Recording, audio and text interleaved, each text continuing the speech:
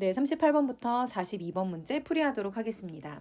네, 세 개의 작품이 실려 있고요. 특히나 가아 작품 같은 경우에 나도 마찬가지고요.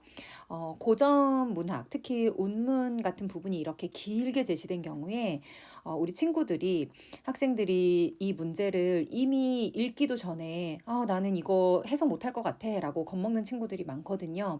그런데 그것이 당연합니다. 왜냐하면 이런 고전 문학 작품들 중에서 특히나 운문은요. 그 당시에 즉 예전에 고전 문학이니까요. 예전에 그 작품을 향유했던 사람들이 공유했었던 어떤 가치관이나 아니면 유행했었던 구절 아니면 그 당시에 쓰이는 문구들로 대부분 이루어져 있습니다. 그러니까 현대 사회를 살아가는 우리들은 당연히 그것을 이해하기가 어렵겠지요. 단어도 어렵고요. 문맥에서 이것이 도대체 무엇을 뜻하는지도 아마 해석하기가 쉽지 않을 거예요. 소설 같은 경우에는 그래도 이야기이기 때문에 읽다 보면 모르는 부분이 있어도 이런 내용이구나라고 줄거리를 파악할 수 있지만 운문 같은 경우에는 축약된 부분들이 많아서 여러분들이 해석하기가 어려울 겁니다. 하지만 걱정할 필요가 없습니다. 왜냐하면 고전 문학은 또 고전 문학대로 예전에 즐겨서 썼었던 표현들과 예전에 즐겨 표현했었던 주제들이 있어요. 그래서 여러 번 작품을 읽고 해석하다 보면 자연스럽게 여러분은 물론 지금은 현대에 살고 있지만 고전 문학에서 보여주고자 했었던 작가의 의도라든가 아니면 표현이라든가 이런 것들이 익숙하게 될 겁니다. 그리고 문제에서도 여러분이 이 작품을 정확하게 처음부터 끝까지 다 이해하고 있냐 이것을 묻는 것이 아니고 보기나 아니면 작품 비교를 통해서 이런 표현을 통해서 이런 감상을 할 수 있는지 이 정도의 감상은 할 수 있는지 정도를 묻는 부분이기 때문에 선생님 설명을 잘 따라오면서 여러분 걱정하지 마시고 한번 해석을 하면 좋겠습니다. 그래서 선생님이 여러분한테 그 유의사항을 하나 이야기를 해주자면 고전 운문이 나왔다고 해서 모든 단어를 그 순간에 다 외우려고 하면 너무 지쳐버려요. 그래서 스토리를 먼저 이해하고 여기서 말하고자 하는 바가 무엇인지 파악하고 문제를 풀이하는데 조금 더 주목해 보기 바랍니다. 자, 먼저 38번부터 42번 문제를 살펴보면 38번은 가에서 다를 모두 읽어야지 해석이 가능한 문제고 39번도 마찬가지로 가와 다를 전부 다 활용하는 문제입니다. 보기를 보면 선생님이 항상 문학작품은 보기를 보라고 하죠. 근데 39번의 보기 같은 경우에는 문학작품에서 공간은 이라고 해서 공간이 의미하는 바를 설명해주고 있어요. 다양한 경험의 배경이자 상황적 역사적 맥락으로서의 의미를 지닐 수 있다. 작품 안에서의 공간은 인물들의 말과 행동, 대상의 이미지나 상징 등과의 관련성 속에서 다양한 의미로 실현된다. 그래서 이 공간이 갖는 의미를 설명해주고 있기 때문에 이러한 보기는 사실 이것만 읽어서는 작품의 해석에 혹은 감상의 힌트를 얻기는 조금 어려울 겁니다. 자, 40번은 기억과 니은에 대한 이해인데요. 기억은 나 작품에 있고요. 니은은 다 작품에 있습니다. 네. 자, 그리고 41번으로 넘어가서 보기를 참고하여 가를 감상한 내용으로 적절하지 않은 것은 이런 보기가 바로 가를 읽기 전에 먼저 읽으면 훨씬 도움이 되는 보기가 되겠죠. 자, 41번을 보기 전에 42번의 문제 다의 A, B에 대한 설명으로 적절하지 않은 것이라고 나와 있습니다. 그래서 선생님이랑 먼저 힌트가 나와 있는 41번의 보기를 보고 그리고 가 작품을 한번 해석해 보죠. 합강정가는 순시를 온 관찰사를 위한 뱃놀이와 관련한 현실을 비판한 작품이다. 순시를 하러 온 관찰사를 위한 뱃놀이였는데 현실을 비판하고 있대요. 이 작품은 관리들이 백성에게 잔치에 드는 비용을 부담시키는 일, 번호를 매겨볼게요. 뇌물이 오고 가며 부정이 횡행한 일, 백성들이 가렴죽으로 인해 유랑민이 되는 일 등 지배계층의 유흥을 위해 강제로 노역에 동원되고 수탈을 당하는 백성들의 현실을 생생하게 그려내고 있다. 자, 어떤 현실을 비판하냐면 이런 부분들을 비판합니다. 지배계층이 자기네들이 놀기 위해서 나머지 백성들을 강제로 일하게 시키고 또 그 백성들에게서 무언가를 빼앗고 이런 일을 한다는 거죠. 그 예가 바로 잔치에 드는 비용도 백성들이 부담하게 하고 뇌물도 막 오고 가고 그 다음에 백성들이 가렴죽으로 유랑민이 되고 자, 그래서 이런 여러분 선생님이 기억해둬야 할 단어에는 노란색으로 늘 표시하죠. 자, 가렴주구라든가 유랑민 이런 단어들은 여러분이 알고 있어야 되는 단어예요. 가렴주구는 우리 세금을 가혹하게 거두어 드리고 무리하게 재물을 빼앗는 것을 가렴주구라고 합니다. 세금을 무리하게 가혹하게 거두어 드리고 재물을 빼앗는 것을 가렴주구라고 해요. 혹시 필기하는 친구들이 있을 수 있으니까 선생님이 여기다가 자, 세금을 가혹하게 거두고 또 무리하게 재물을 뺏는 것. 이걸 가렴주구라고 하고요. 유랑민은 아마 선생님이 쓰지 않아도 많은 친구들이 알고 있을 겁니다. 거처가 일정하게 정해지지 않고 이리저리 떠돌아다니는 백성을 유랑민이라고 해요. 예전에 이렇게 거처가 정해지지 않고 이리저리 떠도는 백성들은 아주 불안정한 삶을 살고 있겠죠. 그런데 너무 많이 자기 것을 다 빼앗기 때문에 정착하지 못하고 이렇게 떠돌아다니는 백성들이 생겼다는 뜻입니다. 그리고 선생님이 노란색으로 표시하진 않았지만 여러분이 관찰사라는 말이 참 많이 나오거든요. 고전문학 보다 보면 이 관찰사는 예전에 도의 가장 으뜸인 벼슬이라고 생각하면 돼요. 요즘으로 따지면 도지사 정도 될까요? 그 도에서 가장 으뜸 벼슬이니까.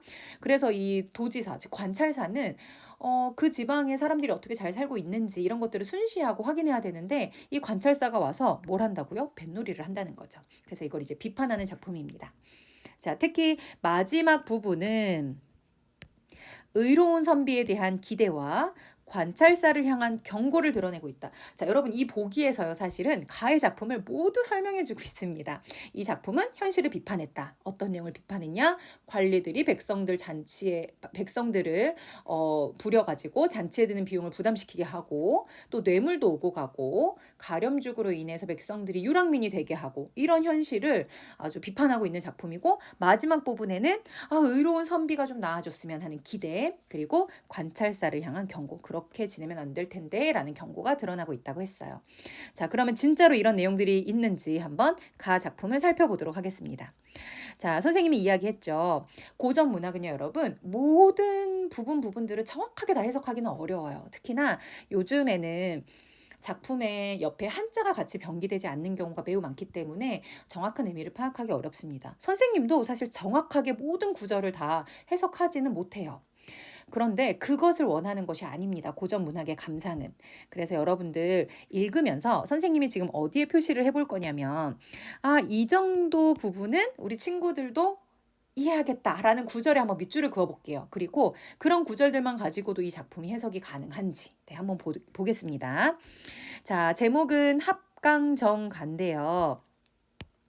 자, 먼저 이렇게 이 가가 노래가입니다. 노래가. 그리고 합강정이라는 요 정이 정자 할 때 그 정이에요. 그래서 여러분들은 한자를 우리가 막 모든 한자를 다 알 필요는 없지만 이런 가라든가 정과 같은 한자들 정도는 기억해두면 고전 문학 해석할 때 아주 많은 도움이 됩니다. 자, 장마 가뭄에 피해 입은 백성이 관찰사 가을 순행 기다림은 장마 가뭄에 백성들이 피해를 입었대요. 관찰사의 가을 순행을 기다리고 있는 것은 가을 거지의 부족함을 채워줄까 해서인데 왜냐하면 장마 가뭄에 피해를 입었으니까 가을에 수확을 많이 못한 거죠. 그래서 관찰사가 오면 내 부족함을 채워주지 않을까 했는데 지나는 곳마다 죄를 묻는 패단이 있네. 오히려 죄를 묻습니다. 문혼 재해도 감췄는데 목화밭이야 거론할까? 논의 재해도 말을 안 했는데 목화밭 피해받은 거 말할 수 있을까? 백묘나 되는 벌건 땅에 백지징세 하는구나. 자, 선생님이 지금 여러분이 이해할 만한 곳에만 밑줄을 긋고 있어요. 자, 여러분이 백지징세는 한국사 배울 때 여러분 아마 배웠을 것 같기는 한데요. 이 백지징세가 뭐냐면 쉽게 말해서 잘못된 세금을 걷어들이는 일이에요. 그래서 원래는 수학이 없어가지고 면세를 해야 됩니다. 세금을 받으면 안 돼요. 근데 억지로 세금을 매기는 걸 백지징세라고 해요. 수학이 없어서 면세를 받아야 되는데 오히려 세금을 거두는 거.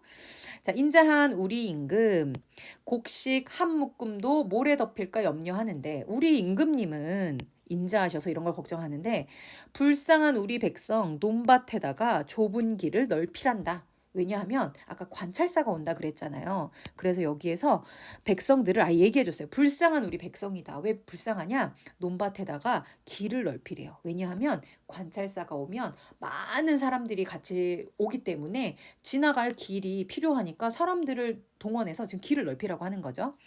가급 관리 독촉하니 채찍 몽둥이가 낭자하다. 보세요. 얼마나 사람들을 지금 괴롭히고 있습니까? 다시 한번 말하지만 이 작품의 여러분 핵심 키워드는 뭐라고요? 현실을 비판하는 거예요. 그러면 현실이 얼마나 가혹한가에 주목해서 봐야겠죠. 허다한 관인들이 대호소호에 분담시켜 사방북은 심리 안에 닭과 개가 멸종하네. 자, 여러분 다른 부분은 몰라도 닭과 개가 멸종한다는 거는 이해할 수 있겠죠. 닭과 개가 없어진대요. 왜 없어질까요? 자, 여러분 여기에서 이 호는 집이라는 뜻이에요. 집. 그래서 대호소호는 집안, 이렇게 큰 집안, 쉽게 말해서 큰 집안과 이제 좀 작은 집안을 이야기하는데 이게 더 정확하게 말하면 좀 더 작은 땅을 가지고 있는 집이라고 생각하면 될 것 같아요. 네. 또 작은 땅을 가지고 있는 집. 자, 닭과 개가 멸종한대요. 부자는 괜찮지만 가련하니 가난한 자로다. 닭과 개가 왜 멸종할까요? 관찰사가 오면 이것들을 다 바쳐서 이제 식량으로 쓰려고 하기 때문에 그런 거죠. 해는 기울고 이정은 저녁밥을 재촉할 때 밑에 이정 뜻 나옵니다. 조선시대의 지방행정 조직의 최말단인 이의 책임자, 리의 책임자. 책임자. 자, 어떤 관리는 빨리 저녁밥을 재촉한대요. 텅 빈 부엌에서 우는 안하기, 발을 구르며 하는 말이 어떤 말을 하냐면 방아품에 얻은 양식은 한두 대 있건만은 채소도 있건만은 그릇은 누구에게 빌릴꼬 이렇게 안타깝게 말하는 거죠. 내가 그래 양식도 있어 채소도 있는데 그릇이 없어. 너무 이제 가난한 집안이 어떻게 양식은 내보겠는데 그릇이 없다. 앞 뒷집 돌아보니 섣달 금음에 시루 빌리는 격이로다. 자, 여러분 이 문장은 여러분이 무슨 뜻인지는 해석할 수 없겠지만 정확하게는 모르겠지만 내가 그릇은 누구한테 빌리냐. 그런데 섣달 금음에 시루 빌리는 격이래요. 그러면 느낌상 그릇을 빌리기 어렵다는 뜻인 것 같지 않나요? 네, 이 부분은 어떤 뜻이냐면 섣달 금음은 음력으로 12월의 마지막 날 정도를 의미하거든요. 그러면 음력으로 다음 날이 설날이잖아요. 그러면 예전에는 설날에 여러분 요즘도 우리 떡국 먹잖아요. 그래서 새해에는 늘 떡을 해서 먹었거든요. 이 떡을 찌는 그릇이 시루예요.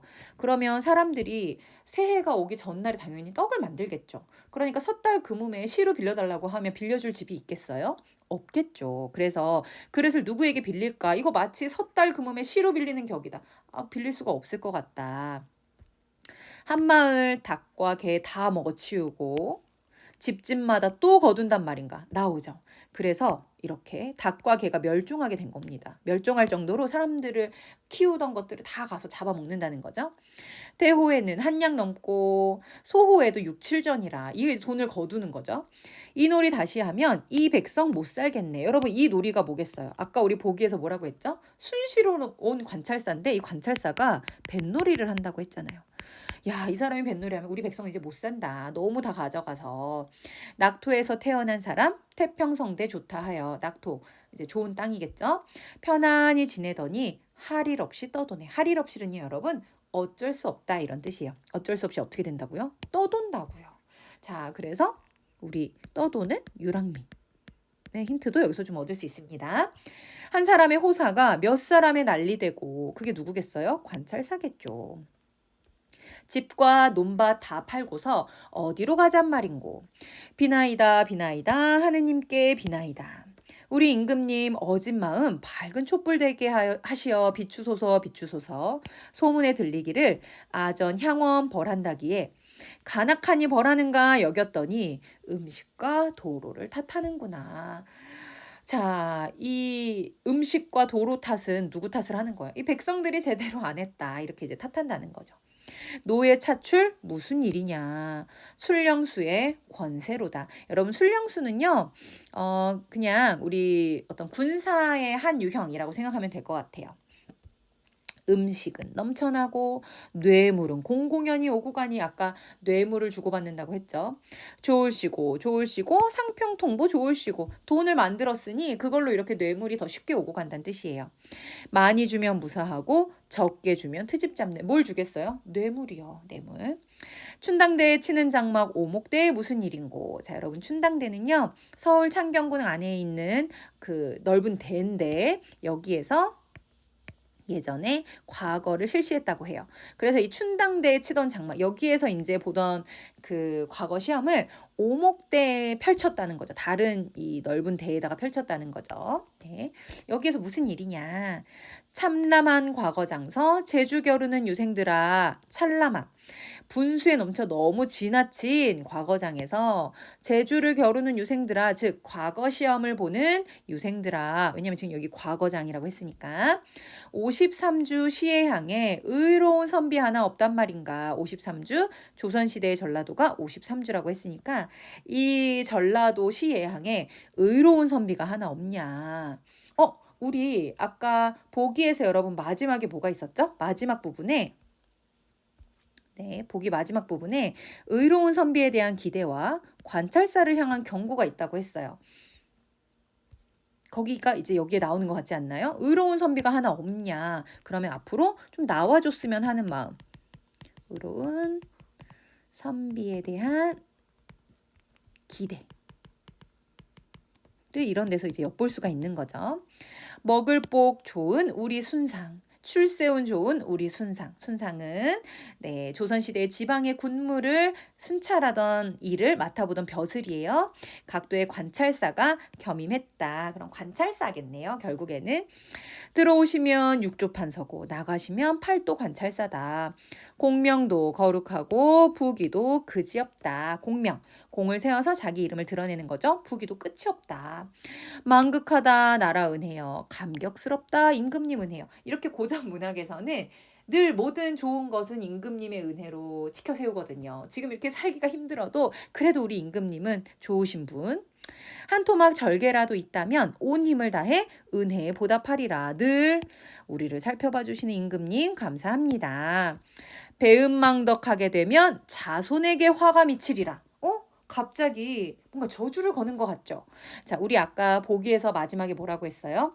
관찰사를 향한 경고를 드러내고 있다고 했어요. 그러면 이 부분이 바로 관찰사를 향한 경고가 되겠죠. 우리 임금님께서 이렇게 보살펴 주시는데 배은망덕하게 되면 여러분 배은망덕 뜻은 알죠? 남에게 은덕을 입고 나서 그거를 저버리는 것, 배신하는 것을 배은망덕이라고 합니다. 그러면 또 자손에게 화가 미칠 거야. 이거 바로 관찰사를 향한 경고가 되겠죠. 자, 그러면 여러분들 선생님이 지금 밑줄 그은 부분만 봐도 이 작품의 해석이 그렇게 어렵지 않습니다. 보세요. 장마 가뭄에 피해 입은 백성이 관찰사를 기다려요. 혹시 가을 거지가 부족해. 장마가 가뭄이었으니까 그걸 채워줄까 해서인데 오히려 죄를 묻네. 인자한 우리 임금님은 우리를 이렇게 보살피는데 불쌍한 백성들 논밭에다가 좁은 길을 넓히라고 하죠. 책찍 몽둥이가 낭자해요. 닭과 개도 멸종해요. 부자는 괜찮은데 왜냐면 낼 수 있으니까 가련한 이는 가난한 자들이다.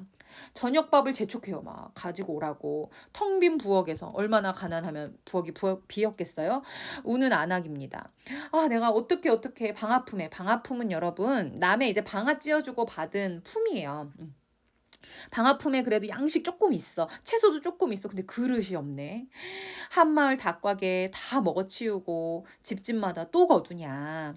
이 뱃놀이 다시 하면 이 백성은 못 산다. 어쩔 수 없이 떠돈다. 한 사람의 호사가 몇 사람의 난리가 되고 집과 논밭 다 팔고서나 어디로 가냐. 여기 유랑민인 거죠. 비나이다. 하느님께 비나이다. 제발 우리 임금님이 이런 마음을 좀 비추게 해주세요. 아이고 음식과 도로 탓을 하고 노예도 차출하고 뇌물은 공공연히 오고 가고 참 상평통보가 좋아서 많이 뇌물을 주면 좋아하고 적게 주면 트집을 잡고 과거장에서 제주 겨루는 유생들아 뭐 의로운 선비가 없네. 의로운 선비 좀 나왔으면 좋겠다. 임금님 은혜가 이렇게 감사하니까 관찰사 너네 이렇게 배은망덕하게 되면 자손에게 화가 미칠 거야. 이런 내용입니다. 어렵지 않죠 여러분? 네, 좋습니다. 자, 그러면 우리는 41번 문제 한번 보겠습니다. 자, 이 놀이를 다시 하게 되면 이 놀이는 바로 뱃놀이였죠. 백성들이 못 살겠다고 한 것은 지배계층의 유흥, 을 위해 수탈을 당하는 백성들의 현실을 드러냈죠.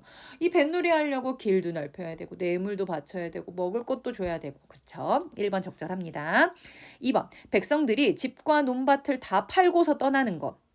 가렴죽으로 인해 유랑의 길을 떠나야 하는 백성들의 고통스러운 현실을 드러낸다고 볼 수 있고 바쳐야 되니까 관찰사가 온다고 이것저것 가렴죽으로 뺏어가니까 이걸 다 바치다 보면 결국 집과 논밭을 다 팔고 유랑의 길을 떠나서 유랑민이 되고 마는 현실. 3번 뇌물을 많이 주면 무사하고 적게 주면 트집이 잡히는 것은 관리들이 뇌물을 받으며 부정을 저지르는 것에 대한 비판, 현실 비판이죠. 뇌물에 대해서 부정을 저지르는 것에 대해서 비판하고 있습니다. 유생들이 과거장에서 제주를 겨루는 것은 의로운 선비가 되기 위해 과거에 통과하기를 바라는 유생들의 기대를 드러낸다고 볼 수 있겠군. 여러분 마지막 부분에 과거장에서 유생들이 제주를 겨루잖아요. 그런데 화자가 뭐라고 해요? 의로운 선비가 하나 없단 말인가. 의로운 선비가 좀 나왔으면 좋겠다라고 이야기하고 있어요. 기대하고 있거든요. 근데 그것은 누구의 기대죠? 유생들의 기대가 아니라 바로 백성들의 기대가 되겠죠. 그래서 네, 정답은 4번이 되겠습니다. 적절하지 않은 것을 고르는 문제였거든요. 자, 5번. 배은망덕하면 자손에게 화가 미치리라는 것은 임금에 대한 인애를 잊지 말라는 관찰사를 향한 경고를 드러낸다. 우리 보기에서 마지막 부분 관찰사를 향한 경고도 확인을 했습니다. 자, 그러면 이렇게 가를 해석을 했고요. 이걸 바탕으로 39번에 1번과 2번이 가에 관한 선지였어요. 이것도 한번 해석을 해보죠. 자, 보기에서는 공간이 다양한 의미로 해석될 수 있다, 실현된다라고 이야기했어요. 자, 가의 논밭은 지배층을 위해 길로 넓혀진다는 점에서 백성들이 빼앗긴 삶의 터전, 을 의미하는 공간이라고 할 수 있다. 논밭이 있는 부분 한번 볼까요?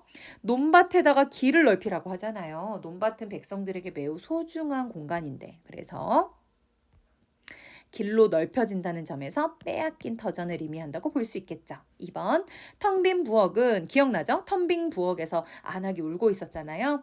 방아품으로 얻은 양식을 담을 그릇조차 없는 곳이라는 점에서 안악이 자신의 처지에 슬픔을 느끼는 공간이겠죠. 그래서 안악이 울고 있었잖아요. 우는 안악. 그래서 1번과 2번은 적절하다고 볼 수 있겠습니다. 자, 그러면 우리 42번에 요 에 대한 문제 먼저 살펴보고 그 다음에 나로 넘어가도록 하겠습니다. 자, 여러분 42번의 A, B를 보면요. A는요. 고기 잡는 방법이고요.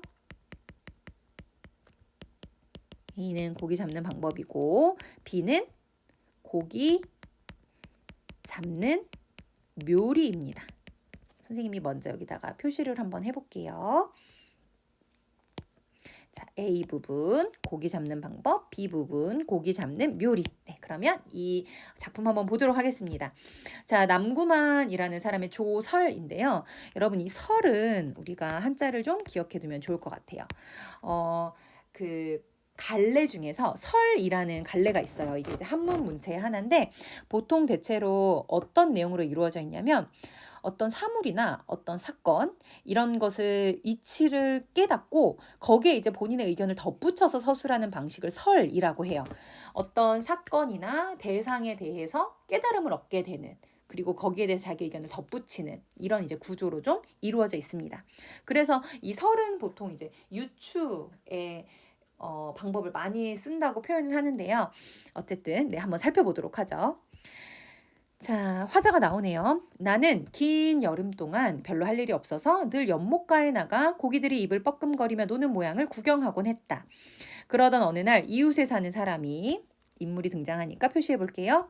나에게 대나무를 베어다가 낚싯대를 만들어주고 또 바늘을 굽혀 낚시를 실에 달아주었다. 그동안 서울 생활에 바빠 일찍이 낚시 놓는 법도 알지 못했던 나는 이웃 사람이 나를 위하여 낚싯대를 만들어준 것만으로도 감사할 뿐이었다. 그래서 낚싯대를 물에 던져 넣은 뒤에 온종일을 기다려보았다. 그러나 고기가 한 마리도 물리지 않았다. 자, 낚싯대를 이웃에 사는 사람이 만들어줬는데 고기가 물리지 않았습니다. 중략. 나는 그 사람이 가르쳐주는 방법대로 낚싯대를 들이워 한참 만에 서너 마리의 고기를 낚아올릴 수가 있었다. 결국에는 이제 방법으로 이렇게 고기를 낚은 거죠. 그 사람은 또 말하기를 고기 잡는 방법은 그렇게 하면 잘 되었네만 고기 잡는 묘리는 아직 깨닫지 못하였네 하였다. 그는 나의 낚싯대를 빼앗아 가지고 물속에 던져 넣었다. 빼앗아 가지고 물속에 던져 넣었다. 그는 내가 낚던 낚싯대와 내가 쓰던 미끼와 내가 앉았던 자리를 그대로 이용하였으나 그가 잡아 올리는 물고기는 마치 기다리기라도 한 듯이 낚싯대를 던져놓기가 바쁘게 딸려 올라왔다. 똑같은 낚싯대로 똑같은 자리에서 낚시를 하는데 그 사람은 너무 잘 낚시를 했다는 거죠. 광주리에서 건져내는 것 같았고 소반에 올려놓은 것을 세는 것 같았다. 나는 감탄하면서 말하였다. 참으로 솜씨가 좋기도 하네. 자네 그 묘한 솜씨를 좀 가르쳐 주겠나? 잡는 방법이야 가르쳐 줄 수 있지만 묘한 솜씨야 가르쳐 줄 수 있겠나? 잡는 방법은 내가 가르쳐 줬네. 가르쳐 줄 수 있네. 그런데 묘한 솜씨는 가르쳐 줄 수 없네.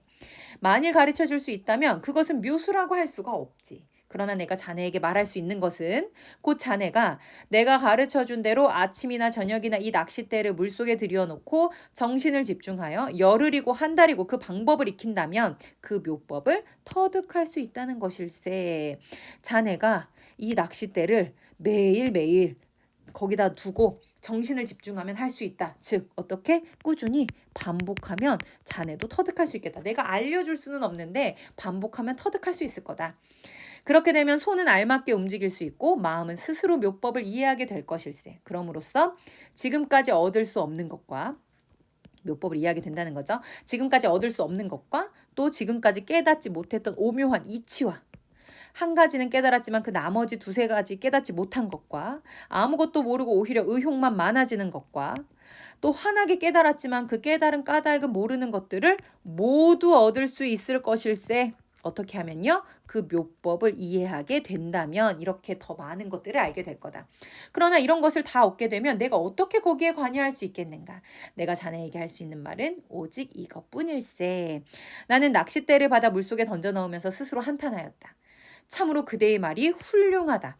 이러한 방법을 가지고 미루어 이용한다면 그것이 어찌 낚시 놓는 데만 응용되겠는가? 이러한 방법을 이용하면 낚시 놓는 데만 응용되는 게 아니라 더 많은 것에도 응용될 수 있을 것이다.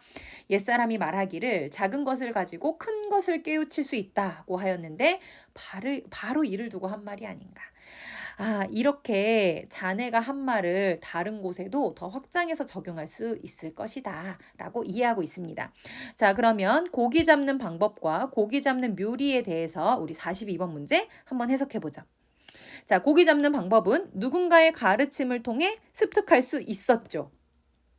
그래서 이웃 사람이 알려준 거잖아요. 자, 비를 터득하면 다른 사람이 관여하지 않아도 된다. 우리 앞부분에 여러분, 네, 이렇게 살펴볼까요? 자, 자네가 그 묘법을 터득하게 되면 내가 어떻게 거기에 관여할 수 있겠는가? 관여할 수 없다. 자네가 묘법을 터득하면 고기 잡는 묘리를 터득하면 다른 사람이 관여하지 않아도 된다. A에 집중하기 위해서는 B에 대한 의혹에서 스스로 벗어나야 한다. 자, A에 집중하기 위해서 고기 잡는 방법을 집중하기 위해서 고기 잡는 묘리에 대한 의혹에서 벗어나야 한대요. 여러분, 고기 잡는 묘리에 대한 의혹에 대한 이야기가 있었나요? 없었죠. 네, 그래서 정답은 3번이 되겠습니다. 이 고기 잡는 묘리를 어떻게 터득할 수 있는지에 대한 내용인 거지 거기에 대한 의혹에 대한 내용은 아니었습니다. 자, A를 꾸준히 반복하여 익힌다면 마음은 스스로 B를 이해할 수 있게 된다. 우리 앞에 이런 내용이 있었죠? 자, 꾸준히 반복해서 이해한다면 그것을 터득할 수 있다. 스스로 B를 이해할 수 있다. 자, 그 다음에 마지막 B를 알게 된 후에는 A만 알고 있을 때보다 더 많은 수확을 거둘 수 있다. 자, 우리 앞에서 보면 묘법을 터득한 다음에 이런 내용이 있었잖아요. 지금까지 알 수 없었던 것, 또 깨닫지 못했던 것, 나머지 깨닫지 못했던 것, 또 의욕이 많아지는 것, 깨달았지만 그 깨달은 까닭은 모르는 것들, 이것도 다 얻을 수가 있다. 더 많은 것들을 거둘 수 있다라고 볼 수가 있겠습니다. 자, 그러면 우리 이거 가지고 39번에 자, 5번 선지도 한번 보고 넘어가도록 하겠습니다. 자, 다의 연못가는 연못가는 여러분 지금 낚시가 이루어졌던 그 공간이요. 나가 낚시의 경험을 통해 깨달음을 얻는다는 점에서 글쓴이의 배움이 확장되는 공간이라고 할 수 있다. 그렇죠? 낚시를 통해서 깨달음을 얻었죠. 이것이 어떻게 낚시 놓는 데만 응용되겠냐. 다른 것도 깨우칠 수 있다. 그래서 배움이 확장됐다고 볼 수 있겠습니다. 자, 마지막으로 나 작품 한번 살펴보죠. 나는요, 이현보의 귀전록이라는 작품인데 그 안에 다시 세부 내용들의 작품 제목이 들어가 있네요. 자, 첫 번째 한번 보겠습니다. 효빈가. 돌아가리 돌아가리 말뿐이요 갈 이 없어. 자, 돌아간다 돌아간다 말뿐이고 갈 이가 없대요. 전원이 거칠어지니 아니 가고 어찌할까. 자, 여러분, 전원은 우리 고전문학에서 알아야 될 가장 기본적인 단어죠. 기억하세요. 이거는 사실 자연을 뜻하거든요. 그런데 좀 도시에서 떨어진 시골이나 논과 밭 이런 곳을 우리 전원이라고 해요.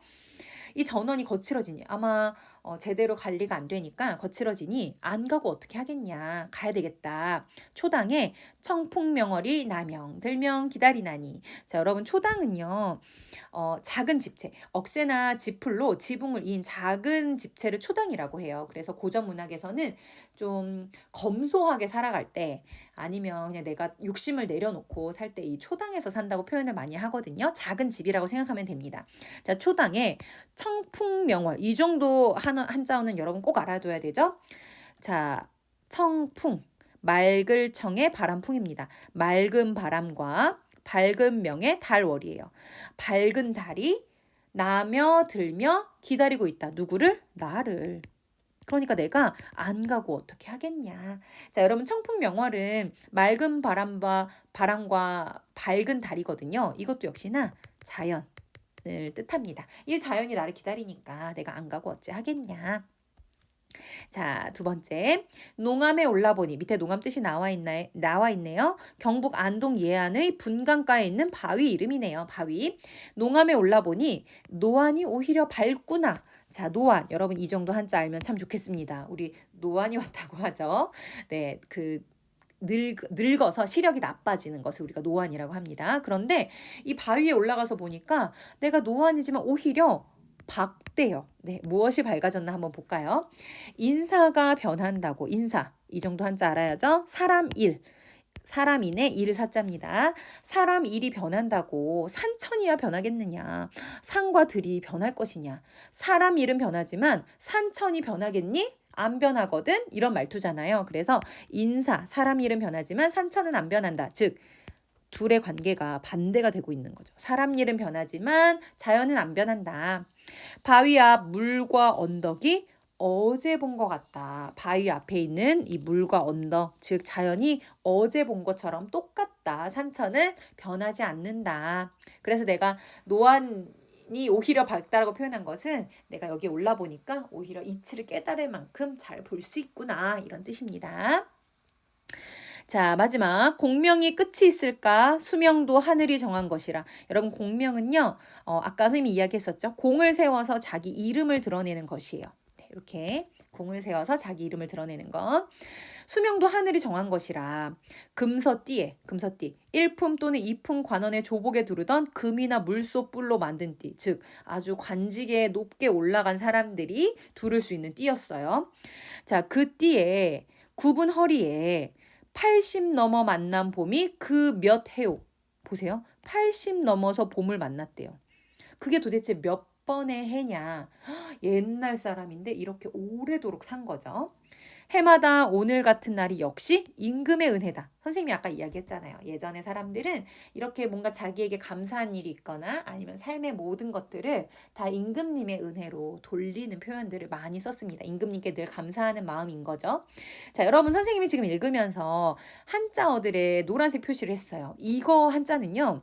그냥 아주 기초라고 생각하면 됩니다. 이 정도 한자는 알아야 돼요. 우리가 고전 문학을 아무리 요즘에는 한자를 많이 배우지 않는다고 해도 이 정도의 한자를 모르면 사실 작품을 해석하기가 매우 어렵습니다. 한자를 다 알려고는 못해도 선생님이 표시한 것만큼은 꼭 기억하고 넘어가 보세요. 자, 그러면 우리는 39번에 아까 해결하지 못했던 3번과 4번 먼저 해결하고 넘어갈게요.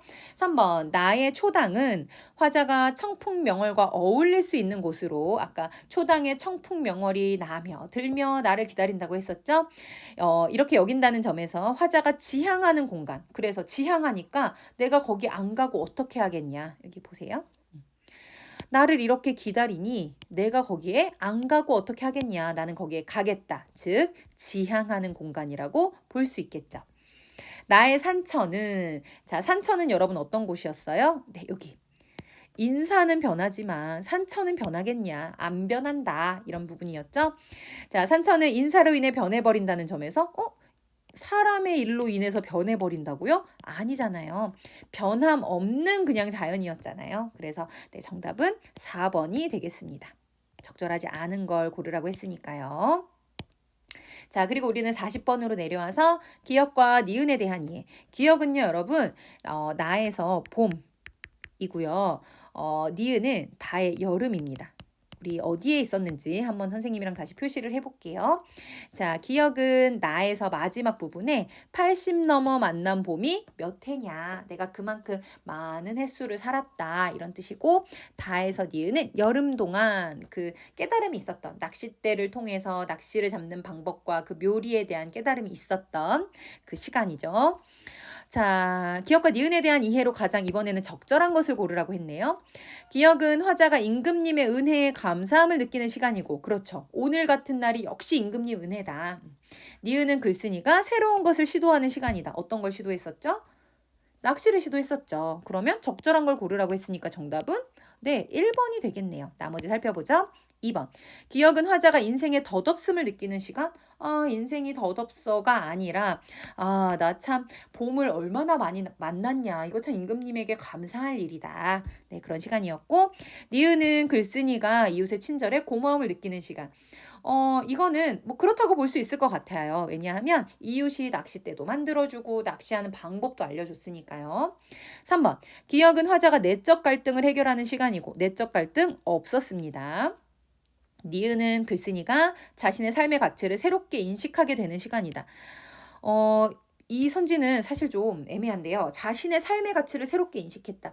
자신이 기존에 갖고 있었던 삶의 가치를 새롭게 인식했다라고 보면 아닌 것 같고요. 새로운 삶의 가치를 깨닫게 됐다라고 하면 그럴 수도 있을 것 같아요. 그래서 이 문장 자체가 해석이 좀 애매할 것 같아서 선생님은 세모로 표시를 해봤습니다. 기역은 화자가 한 해를 또 맞이하는 슬픔을 나타내는 시간? 슬픔이 아니죠. 감사하고 네, 고마운 일이다. 만족감인 거죠. 기쁨이고. 네. 그리고 니은은 글쓴이가 자신이 지나온 삶을 반성하는 시간? 지나온 삶을 반성하는 게 아니라 이 낚시를 통해 깨달음을 다른 데서도 적용할 수 있겠다라는 인식을 드러내는 거죠. 기역은 화자가 공명을 추구하던 시절을 의미하는 시간이고, 화자가 공명을 추구하던 시절이 아니라, 공명은 여러분 그 공을 세워서 이름을 날리는 거잖아요. 공명이 끝이 있겠냐? 끝이 없다. 수명은 하늘이 정한 거다라고 이야기했으니까 공명을 추구했다고 보기는 어렵습니다. 니은은 글쓴이가 대상과의 교감을 통해 과거의 상황을 추억하는 시간이다. 대상과의 교감? 대상이 뭘까요? 여기서의 대상? 대상은 뭐 낚싯대일까요? 아니면 이웃 사람일까요? 아무튼 교감을 통해서 과거의 상황을 추억한다고 보기는 어렵겠죠. 네. 그래서 정답은 1번이었습니다. 자, 38번에 가에서 다에 대한 설명으로 가장 적절한 거, 보통 표현 문제죠. 1번. 가와나는 자연물에 인격을 부여하여 화자의 정서를 강조하고 있다. 우리 인격을 부여한 보통 뭐 예전에는 의인법이라고 표현하지만 이제는 그렇게 표현하지 않고 이렇게 풀어서 설명을 해줍니다. 자, 가에는요, 자연물에 인격을 부여한 부분은 사실 찾기 어렵고, 나에서는 앞부분에 보이나요? 청풍명월이 나며들며 기다리나니. 자기를 화자를 기다린다고 했잖아요. 이런 부분은 자연물에 인격을 부여했다고 볼 수 있겠네요. 2번. 가와 다는 색채 대비를 활용하여 대상의 특징을 드러내고 있다. 자, 색채 대비 여러분 우리 알아둬야 할 개념어죠. 상반되는 색채 혹은 뚜렷이 비교되는 색채를 통해서 자기가 전달하고자 하는 바를 전달하는 방식인데, 둘 다 색채 대비를 찾기는 좀 어려웠습니다. 3번. 나와 다는 대상을 다양한 관점에서 묘사하여 장면을 구체화하고 있다고 했는데, 대상을 다양한 관점에서 묘사하려면 대상이 하나 있고 그걸 다양한 관점에서 묘사해야 될 거예요. 나는 귀전록이라는 작품인데 3가지 주제에 대해서 말하고 있었지 대상을 다양한 관점에서 묘사하지 않았고요. 다도 역시나 마찬가지입니다. 그 낚시하는 일을 통해서 뭔가 얻은 깨달음을 이야기하고 있지 다양한 관점에서 묘사한 것은 아니다. 4번에 가에서 다는 모두 대화의 형식을 사용하여 주제를 부각하고 있다라고 했습니다. 자, 여러분 대화가 확실히 드러나는 것은 우리 찾을 수 있죠. 어디죠? 네, 다요. 다에 보면 아예 이렇게 큰 따옴표로 대화가 나와 있죠. 그래서 다에서는 대화라고 볼 수 있습니다. 그리고 나에서는 여러분 확실히 우리가 대화를 보기가 어렵죠. 대화라고 부를 만한 것들이 없으니까. 자, 그리고 선생님이 여기다 표시했네요. 네. 미안합니다. 다는 있고 나는 없었고 가는 어떤가요, 여러분? 가는 사실 선생님은 좀 애매할 것 같아요. 왜냐하면 대화라고 할 만한 부분은 아닌데 이 아낙네가 말하는 부분이 있거든요. 방아품에 얻은 양식 한두 대가 있지만 채소도 있지만 그릇은 누구에게 빌리고 뭔가 말했기 때문에 이걸 어떻게 좀 큰 범주에서 보면 누군가에게 말했다. 화자에게 말한 것으로 볼 수 있을까? 아니면 뭐 다른 이웃에게 말한 것으로 볼 수 있을까 싶어서 선생님이 가는 세모로 한번 표시해 보겠습니다. 자, 5번. 가에서 다는 모두 의문의 방식을 활용하여 상황에 대한 인식을 드러내고 있다. 그러면 의문의 방식을 통해서 화자의 어떤 인식이 드러나는지를 보면 될 것 같은데 가 같은 경우에는 여기 선생님 표시 한번 해볼게요. 아까 여기 누구에게 빌릴고 하는 안 하게 하는 말 그 아랫줄에 보면 한마을 닭과개 다 먹어치우고 집집마다 또 거둔단 말인가 라고 의문의 형식을 통해서 집집마다 또 거두냐 참 너무한다 라는 어떤 인식을 드러내는 거죠. 자, 그리고 여기서도 마찬가지. 의로운 선비 하나 없단 말인가. 야, 어떻게 의로운 선비 하나 없냐. 좀 나왔으면 좋겠다. 상황에 대한 인식을 드러내는 거죠. 나에서는요. 여기 두 번째 부분에 보면 인사가 변한다고 산천이야 변할 것인가? 산천은 변하니? 산천은 안 변해. 맞아, 산천은 변함없어. 라는 상황에 대한 인식이 드러나죠. 자, 그리고 마지막 다에서도요. 밑에 부분 보면 자, 어디 부분에서 우리 찾을 수 있냐면 마지막에 밑에서 세 번째 줄. 그것이 어찌 낚시 놓는 데만 응용되겠는가? 다른 데도 더 응용될 수 있을 것이다. 라는 인식을 드러낸다고 볼 수 있겠습니다. 그래서 정답은 5번이에요. 자, 여러분 선생님이 선지 해설하다 보면 가끔 이렇게 이 부분은 좀 애매합니다 라고 해서 세모로 하는 경우가 있어요. 이런 선지들은 명확한 오답을 만들어주기 위해서 다른 부분, 다른 표현들이 명확한 오답을 드러내고 있기 때문에 선생님이 세모로 표시를 하는 거니까 여러분도 해석에 참고하기 바랍니다.